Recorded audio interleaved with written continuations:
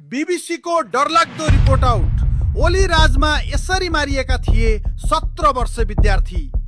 विश्वविख्यात अन्तर्राष्ट्रिय सञ्चार माध्यम बीबीसीले एउटा यस्तो डरलाग्दो इन्भेस्टिगेसन रिपोर्ट बाहिर ल्याएको छ जसले तत्कालीन केपी ओली सरकार र सिङ्गो प्रहरी प्रशासनको हातमा लागेको रगतको दाग छताछुल्ल पारिदिएको छ। तपाईलाई याद छ गत भदौ 23 को त्यो कालो दिन जेनजी आन्दोलनको नाममा सडकमा ओर्लिएका युवाहरूमाथि कसरी गोली चलाइएको थियो? त्यो दिन मारिएका 19 जना मध्ये एकजना 17 वर्षका विद्यार्थी थिए, श्रीयम चौलागाई, जो आफ्नो स्कुलको हरियो जम्पर र झोला बोकेर सडकमा उभिएका थिए। बीबीसीको भिडियो प्रमाणले प्रष्ट देखाएको छ ती निहत्था बाबु जब भिडबाट शान्तिपूर्ण रूपमा टाढा जाँदै थिए, ताली बजाउँदै हिँड्दै थिए, तब अचानक पछाडिबाट उनको टाउकोमा गोली हानेर ढालियो। आखिर त्यो गोली हान्ने आदेश कसले दिएको थियो? केपी ओली, रमेश लेखक कि प्रहरी प्रमुखले? बीबीसीले लिक गरेको प्रहरीको आन्तरिक अडियो र डकुमेन्टको सम्पूर्ण नालीबेली खोल्नेछौँ। न्याय कुरिरहेकी एउटी आमाको आँसुको हिसाब किताब आज हुनेछ। भिडियो अन्त्यसम्म हेर्नुहोस्। बीबीसी वर्ल्ड सर्भिसको टोलीले प्रहरीको एउटा यस्तो आन्तरिक लग फेला पारेको छ जुन सुन्दा तपाईको रगत उम्लिनेछ। भदौ 23 गते दिउँसो 12:40 बजे प्रदर्शनकारीहरू संसद भवनको गेटमा पुगेका थिए। प्रमुख जिल्ला अधिकारी छविलाल रिजालको अध्यक्षतामा बसेको सुरक्षा समिति पुरै आत्तिएको थियो। प्रहरी अधिकारीहरूले वाकीटकीबाट बारम्बार घातक हतियार प्रयोग गर्न अनुमति मागिरहेका थिए। अनि अचानक सञ्चार सेटमा एउटा आवाज आउँछ। कल साइन थियो पिटर 1। पिटर 1 ले सिधा आदेश दिन्छ, कर्फ्यू लागू भइसकेको छ, अनुमति लिन थप आवश्यक छैन, आवश्यक बल प्रयोग गर्नु। यो पिटर 1 को थियो थाहा छ? बीबीसीको शोधका अनुसार यो कल साइन तत्कालीन प्रहरी महानिरीक्षक चन्द्र कुबेर खापुङको थियो। एउटा आइजिपीले सिधै बल प्रयोग गर भनेर आदेश दिएपछि प्रहरीले अन्धाधुन्द गोली चलायो।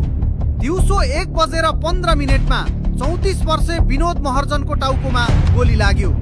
2:09 17 वर्षे श्रीयमको टाउको पछाडि गोली लाग्यो र 2:21 24 वर्षे योगेन्द्र न्यौपाने मारिए। तर आज आइजिपी खापुङ भन्छन् मैले आदेश दिएको होइन, प्रजिया रिजाल भन्छन् मैले गोली चलाउन भनेको होइन। अनि के ती गोलीहरू आकाशबाट आफै झरेर निहत्था विद्यार्थीको टाउकोमा लागेका थिए त? अब सोचौं, ती 17 वर्षे बाबु श्रीयम चौलागाई सडकमा किन गएका थिए? उनी कुनै राजनीतिक पार्टीका झोले थिएनन्। उनी त राजनीतिप्रति चासो राख्ने एउटा होनहार विद्यार्थी थिए। उनले घरबाट निस्किँदा आमालाई भनेका थिए, हामी विद्यार्थी हौं, स्कुल ड्रेसमा छौं, हामीलाई कसैले केही गर्दैन आमा। तर उनलाई के थाहा यो देशको सत्ता कति क्रूर छ भनेर। 10 वर्षको जनयुद्ध र 17,000 को बलिदानपछि आएको गणतन्त्रले युवाहरूलाई के दियो? बेरोजगारी। जब युवाहरूले सामाजिक सञ्जालमा नेताका आसेपासेलाई नेपो बेबी भनेर प्रश्न गर्न थाले तब सरकारले फेसबुक र टिकटक बन्द गरिदियो। अनि युवाहरू डिस्कोर्ड जस्ता गेमिङ एपमा सङ्गठित भएर भ्रष्टाचार विरुद्ध सडकमा निस्किएका थिए। ती युवाहरूले ढुङ्गा हाने होलान्, गेट तोडे होलान्, तर के त्यसको सजाय पछाडिबाट टाउकोमा सिधै गोली हान्नु थियो? रबरको गोली खै, अश्रु ग्यास खै, पानीको फोहरा खै, सिधै लाइभ एम्युनिसन? श्रीयम जस्ता निहत्था बालबालिकाको हत्या भएपछि भोलिपल्ट सिङ्गो देशको धैर्यताको बाँध टुट्यो। मानिसहरू बहुलाए जस्तै सडकमा ओर्लिए। आन्दोलनले हिंस्रक रूप लियो। प्रहरी स्टेसनहरू जलाइए, 3 जना प्रहरी मारिए। काठमाडौँका सरकारी भवनहरूमा आगो लाग्यो। त्यो 2 दिनमा कुल 77 जना नेपालीले ज्यान गुमाए। र अन्ततः भदौ 24 गते दिउँसो 2:30 युवाहरूको रगतको आहालमा डुबेपछि तत्कालीन प्रधानमन्त्री केपी शर्मा ओलीले राजीनामा दिन बाध्य भए। सरकार ढल्यो। अनि राति 9 बजे सेनाले देशको कन्ट्रोल लियो। आज तिनै केपी ओली र रमेश लेखकहरू हामीलाई केही थाहा छैन भन्दै पन्छिरहेका छन्।